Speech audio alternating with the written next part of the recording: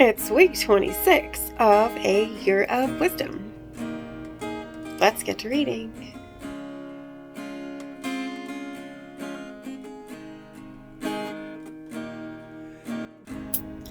Day 176, Job 34.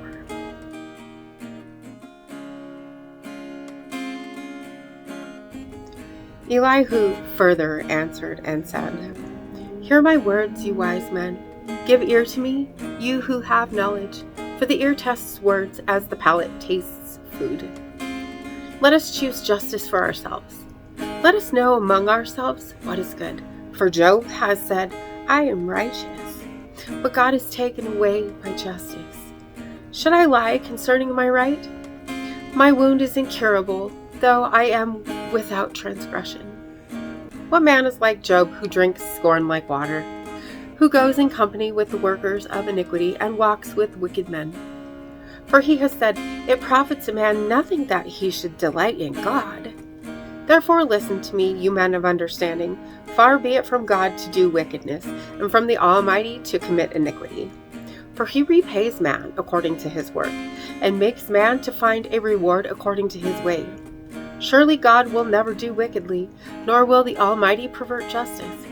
Who gave him charge over the earth, or appointed him over the whole world? If he should set his heart on it, if he should gather to himself his spirit and his breath, all flesh would perish together, and man would return to dust.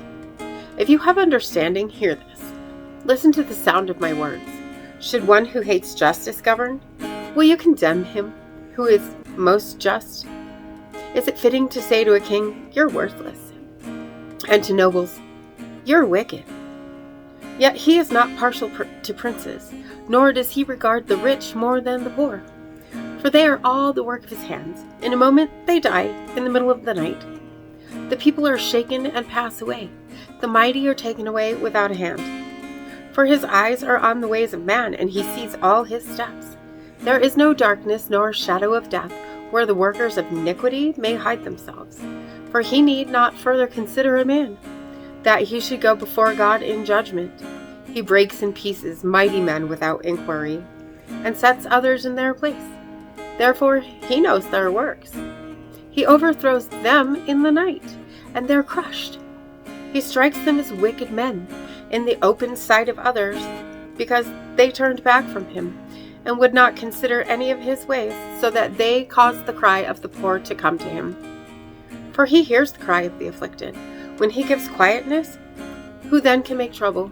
And when he hides his face, who then can see him? Whether it is against a nation or a man alone, that the hypocrite should not reign, lest the people be ensnared. For has anyone said to God, I have borne chastening, I will offend no more. Teach me what I do not see. If I have done iniquity, I will do no more. Should he repay it according to your terms, just because you disavow it? You must choose and not I. Therefore speak what you know. Men of understanding say to me, wise men who listen to me. Job speaks without knowledge, his words are without wisdom. Oh, that Job were tried to the utmost, because his answers are like those of wicked men.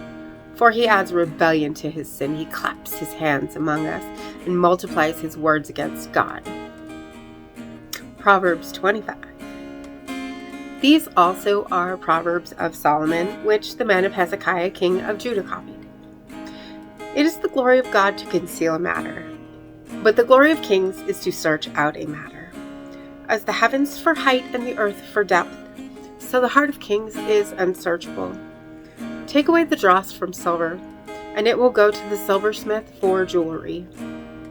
Take away the wicked from before the king, and his throne will be established in righteousness. Do not exalt yourself in the presence of the king, and do not stand in the place of the great.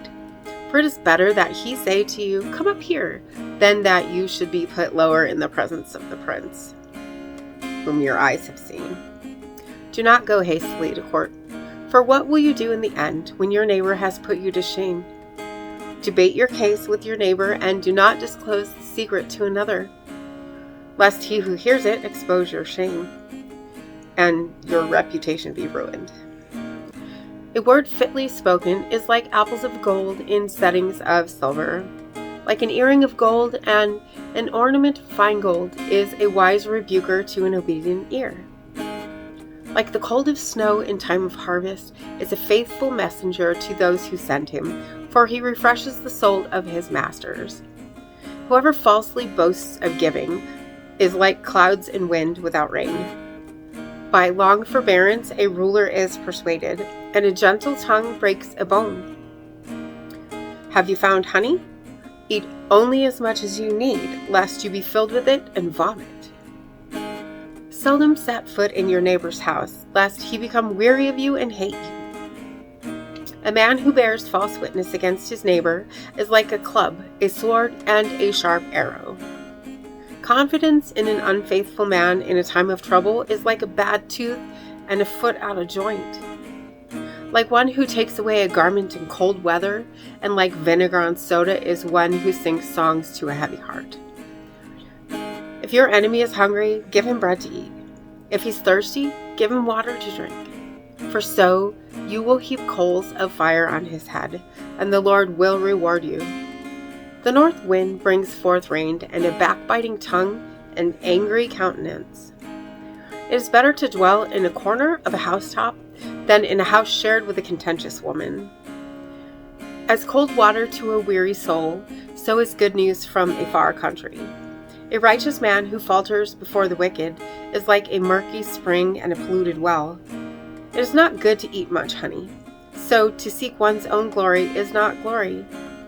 Whoever has no rule over his own spirit is like a city broken down without walls.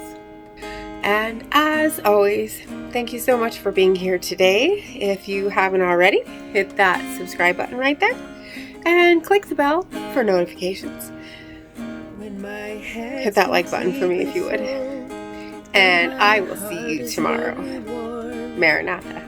I know without a doubt you'll carry me out of the storm. I'm standing at the crossroads. I'm lost without a clue. I need a big pink neon sign to show me what to do. I thank you, Lord. It glorifies you when you're the only answer.